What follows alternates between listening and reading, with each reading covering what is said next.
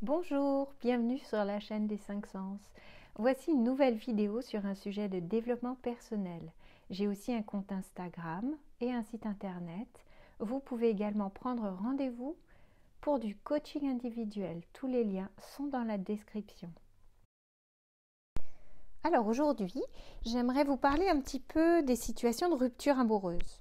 Ce sont des moments assez compliqués à vivre parce qu'on a vraiment beaucoup de choses qui se jouent dans une rupture amoureuse. Et il y a notamment cette histoire en fait qui est véhiculée par la société, par les films, les histoires dans les livres, etc. Ces histoires un petit peu idylliques de personnes qui s'engagent pour la vie et tout se passe au mieux, etc. Et finalement, quand on est face à une rupture, eh bien, on déroge un peu à ces règles-là. Et on a tendance à se comparer en se disant bon bah voilà, moi je suis pas conforme à cette histoire-là parce que mon histoire elle s'est pas rendue jusqu'à la fin de ma vie et donc c'est un échec. Et en se comparant en fait déjà on se fait porter un fardeau qui n'a pas lieu d'être, puisque finalement c'est pas parce que la société a décidé qu'une histoire d'amour c'était comme ça qu'on devait forcément la vivre de cette manière.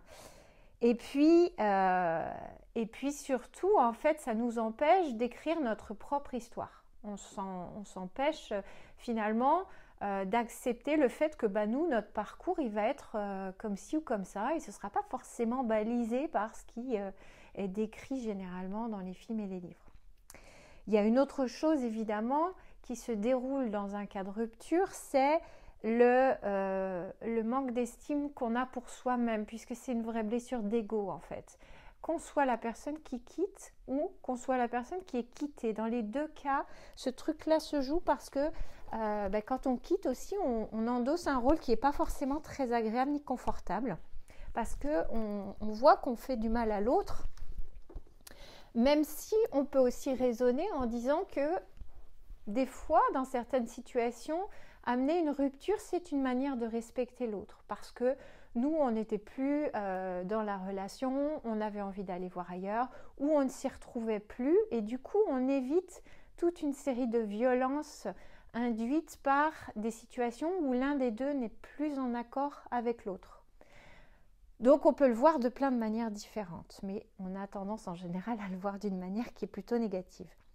Donc tout ça, ce contexte de rupture, ça peut être très difficile à vivre en fait. Et c'est ce qui fait en sorte que généralement, on a le réflexe de sauter sur une autre relation très rapidement. Alors on va en parler de ça, mais j'aimerais juste vous glisser à l'oreille que la rupture, ça peut être une opportunité extraordinaire. C'est là qu'intervient un peu le concept de la résilience, puisque on va utiliser une situation a priori négative pour en faire quelque chose d'ultra positif pour soi et comme une manière de grandir. J'ai coutume de dire à mes patients, là où vous voyez un mur en fait, peut-être que vous pourriez apprendre à changer votre regard pour voir ça comme une marche. C'est-à-dire que loin d'être un échec, une rupture c'est juste une étape pour arriver à un autre niveau de soi. Donc, j'aimerais aborder un petit peu ces réflexes qu'on a généralement aujourd'hui quand on est face à une rupture amoureuse. Habituellement, qu'est-ce qui se passe? C'est qu'on va très vite rechercher à se mettre dans une autre relation. On va se mettre sur des sites de rencontres, on va se mettre dans des situations où on va être en mesure de rencontrer des personnes dans différents contextes pour retisser un lien avec une autre personne. Quand on fait ça, c'est pas forcément un problème en soi. Par contre, on va en quelque sorte pelleter par en avant, comme disent les Québécois. C'est-à-dire qu'on prend la neige et on la met par en avant et on passe son temps à faire ça. Et en fait, quand on se jette sur une autre relation directement après une rupture, sans prendre le temps de vivre le deuil, sans prendre le temps de comprendre ce qui s'est passé, en fait, on se condamne littéralement à vivre notre schéma répétitif. Et donc, par exemple, une personne anxieuse qui se remet en couple juste après une rupture va attirer probablement une personne évitante comme elle l'a toujours fait.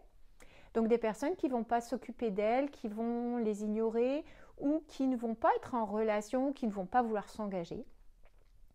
Et ça peut durer à l'infini en fait. Tant que la personne n'a pas décidé de mettre fin au cycle, elle va toujours se retrouver face aux mêmes personnes. Donc c'est un peu une boucle sans fin en fait. Et le problème de ça, c'est que déjà on n'apprend pas, on apprend très peu ou pas du tout sur notre rapport avec la relation amoureuse. Et surtout, ça peut entraîner une grosse perte d'estime de soi parce que quand on enchaîne les relations de cette manière-là, déjà, c'est pas forcément des relations avec des personnes qui sont saines pour nous, c'est-à-dire que on va toujours essayer de travailler le trauma qui est à l'origine du schéma, et donc forcément la personne en face, elle va nous mettre face à nos schémas, à nos traumas, et donc ça va être très très blessant. Et puis à accumuler comme ça les histoires toujours les mêmes, avec le même type de personnes, on finit par perdre confiance complètement en nous-mêmes en se disant finalement peut-être qu'on ne mérite pas d'être aimé, d'être dans une relation saine, etc. Alors qu'en fait, le problème n'est absolument pas là. Vous méritez d'être aimé, vous méritez une relation saine avec quelqu'un. La seule différence, c'est que à un moment donné, il va falloir casser le schéma. Et donc, c'est un petit peu dans cette optique que je vous invite à considérer une rupture amoureuse comme une opportunité.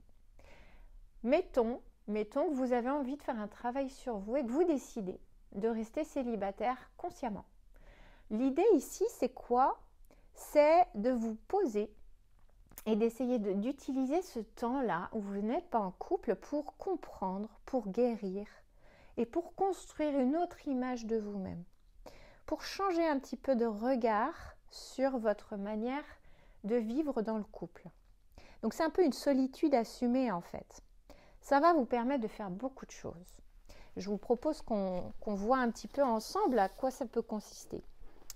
Quand vous utilisez ce moment de solitude, vous pouvez déjà travailler sur un schéma. Et la blessure qui est à l'origine du schéma, c'est la peur de l'abandon. Ça peut être aussi la peur du rejet, mais très souvent, c'est la peur de l'abandon. Et en fait, la seule manière d'apprendre à travailler sur un schéma, c'est de vous confronter en direct à la peur que ce schéma se situe chez vous. Donc, si vous avez peur d'être seul, la manière de briser ce schéma, c'est d'apprendre à l'être. Et en fait, de vous donner les moyens de traverser cette période où vous êtes confronté à votre propre solitude, en mettant en place aussi des stratégies pour le vivre le mieux possible. Au début, c'est difficile parce que c'est la chose qui vous fait le plus peur. Et en même temps, si vous persévérez, vous vous donnez les moyens finalement que cette peur de l'abandon n'ait plus de prise sur vous. C'est ce qui s'appelle briser le schéma. Et ça n'est possible que si vous allez au bout de la démarche. Donc ça veut dire que vous vous confrontez à votre peur pour la dépasser. Une autre chose que vous amène le célibat à ce moment-là, c'est de prendre du temps pour vous, pour apprendre à vous connaître en dehors d'une relation. Pourquoi? Parce que quand vous êtes en relation avec une autre personne, vous ne pouvez pas forcément changer d'une manière drastique sans que ça ait des impacts sur l'autre. Forcément, il y a des enjeux relationnels qui peuvent être très importants. Donc du coup, on s'astreint à ne pas vraiment beaucoup changer pour maintenir la relation à l'autre. Et ça vous empêche en fait d'évoluer vers vous-même. Et c'est un gros problème. Lorsque vous êtes célibataire, vous avez la possibilité de changer dans toutes les directions que vous souhaitez, en toute liberté. Et donc, vous avez la possibilité de vous pencher sur quels sont mes moteurs dans ma vie, qu'est-ce que sont mes valeurs par exemple, quels sont mes schémas, mes croyances sur l'amour. Vous pouvez explorer tout ça, vous pouvez faire évoluer vos croyances par exemple, sans que ça ait un impact sur un conjoint potentiel puisqu'il n'est pas là. Et vous avez vraiment une superbe liberté face à vous. Donc, vous avez aussi la possibilité quand vous êtes seul, et c'est notamment vrai pour les parents solos, de libérer de l'espace pour vous-même. Donc les parents solos, en général, ce qui se passe, c'est la garde alternée et ils découvrent les semaines où ils n'ont pas leurs enfants. C'est-à-dire que c'est un espace privilégié où ils peuvent passer du temps avec eux-mêmes pour faire des choses qu'ils n'ont encore jamais faites. Donc ça, c'est une vraie opportunité de vous lancer dans de nouvelles activités, apprendre de nouvelles choses, vous découvrir surtout en dehors des rôles. Qui je suis quand je ne suis pas un parent, une fille, un fils, quand je ne suis pas un conjoint, quand je ne suis pas un frère ou une sœur, un collègue de travail. Finalement, vous vous offrez un espace où vous allez pouvoir vous déployer en tant que personne. Et vous allez avoir des bonnes surprises. Parce que finalement, moi j'ai coutume de dire que les couples heureux sont faits de célibataires heureux. Et si vous arrivez à trouver ce bonheur-là en vous, en dehors de toute relation amoureuse, eh bien, dans le futur, vous allez libérer l'autre de ce devoir de vous rendre heureux. Parce qu'il n'est pas là pour ça en réalité.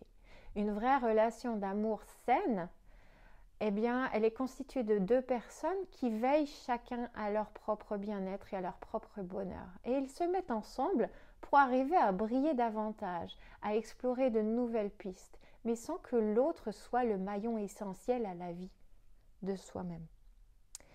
Donc, ce temps qu'on libère quand on n'est plus en couple, ça permet vraiment de faire des expériences différentes, de quitter les habits et les rôles qu'on endosse généralement. Et ça permet surtout de se trouver ou de se retrouver, puisqu'on passe du temps avec soi, généralement, pour faire de nouvelles expériences et parfois juste simplement pour être. Des expériences pour être en dehors de toute activité en fait. Pour se regarder, respirer, pour apprendre à ressentir du bien-être à l'intérieur de soi, en dehors de tout contexte. Et ça donne une vraie force en fait. Et ça permet surtout de guérir, de s'occuper de l'enfant intérieur, d'aller voir quelles sont ses blessures, de lui donner les moyens de voir qu'il peut compter sur nous, l'adulte. D'apprendre finalement à devenir la personne que l'on aimerait rencontrer, c'est-à-dire de développer en soi les qualités qu'on admire chez les gens, les conjoints qu'on a attirés jusque-là. Parce qu'à chaque fois, il y avait ce petit quelque chose qu'on aimait chez eux et qu'on pensait ne pas avoir. Or, en fait, ce qui nous attire chez l'autre, ce sont des qualités que l'on n'a pas encore vues en soi. Et à partir du moment où on les voit et où on les cultive, eh bien, on va se mettre sur une certaine fréquence vibratoire. Et on va attirer, en fait, très rapidement, des personnes qui sont sur la même fréquence. C'est un peu la magie du travail sur soi.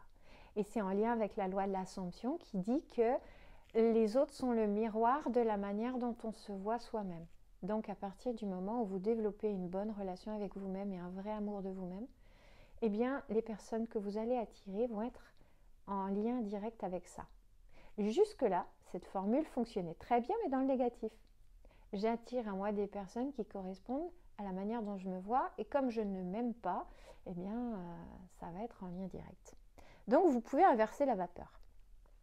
Alors maintenant, je vais vous proposer quelques outils pour travailler un petit peu si vous êtes dans cette situation et que vous choisissez d'être célibataire. Je vous propose un premier travail qui consiste à mettre sur le papier la manière dont vous voyez le couple formé par vos parents. Quelles sont ses caractéristiques, sur quoi ça s'appuie, puisque finalement, de manière inconsciente, vous vous êtes inspiré de ça dans toutes les relations que vous avez vécues. Et je vous invite à faire aussi ce même travail par écrit par rapport à toutes les histoires d'amour que vous avez vécues. Quel type de partenaire vous avez attiré, quelles blessures ça a fait jouer en vous parmi les 5 blessures. Donc pour ça, si vous n'êtes plus trop sûr des 5 blessures, je vous invite à écouter mon premier audio sur les quelques concepts que j'utilise dans mes séances.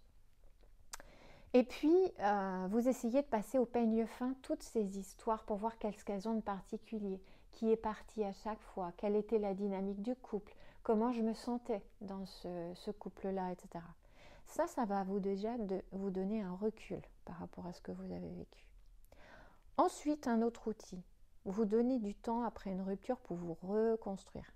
Donc là, c'est réaliser que la relation pansement que vous avez appelée à vous très régulièrement, c'est une impasse en réalité, puisqu'à chaque fois que vous avez appelé quelqu'un pour venir combler le vide que dont vous n'avez pas pris soin vous-même, eh bien, quelque part, ce n'est pas très honnête vis-à-vis de l'autre personne, puisque vous lui demandez de guérir des blessures dont vous êtes seul responsable. Et finalement, la personne, elle ne se sent pas aimée pour ce qu'elle est, ce qui est normal. Et vous n'avez pas la possibilité finalement de guérir ces blessures-là, puisque vous demandez à quelqu'un d'autre de le faire pour vous, ce qui est impossible. Donc, il faut sortir de cette logique-là. Donc, vous donner du temps après une rupture, ça me paraît très important. Après, un autre outil, c'est de passer du temps de qualité avec vous-même.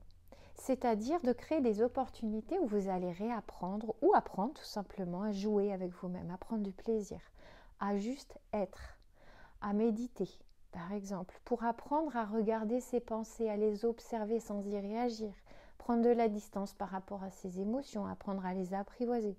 J'ai fait une vidéo dans ce sens-là d'ailleurs. Apprendre à sentir du bien-être dans son corps. Donc, vous réservez à vous-même le temps que vous avez toujours demandé à l'autre de passer pour vous. Voilà, vous allez vous le donner à vous-même en fait. Ensuite, je vous propose de travailler peut-être avec un thérapeute qui va vous permettre de prendre du recul par rapport à ce que vous avez vécu, mais surtout, si vous choisissez quelqu'un de confiance, cette personne va vous permettre de passer toutes les étapes du deuil, du travail sur soi avec une vraie solidité. Quelqu'un sur qui vous pouvez vous appuyer quand ça va être difficile, qui va vous permettre d'avoir un autre regard sur vos expériences passées, qui va vous soutenir quoi qu'il arrive. Cette étape-là, elle peut être très très importante pour vous confronter justement à vos vieux démons et à vos blessures. Et puis je vous propose de sortir, de goûter à cette nouvelle liberté qui existe quand on sort d'une relation amoureuse, de vous offrir ce cadeau de démarrer plein de nouvelles choses, de faire de nouvelles expériences que vous n'auriez jamais pu faire si vous étiez resté en couple. Et prendre ce temps de travailler sur soi pour apprendre à devenir la personne que vous voulez attirer dans votre vie. Voilà, tout ça, ce sont des outils qui vont vous permettre, je l'espère, de vous rapprocher de vous-même. En tout cas, c'est tout ce que je vous souhaite. N'hésitez pas à liker cette vidéo si elle vous a plu et à vous abonner à ma page pour avoir les dernières nouveautés.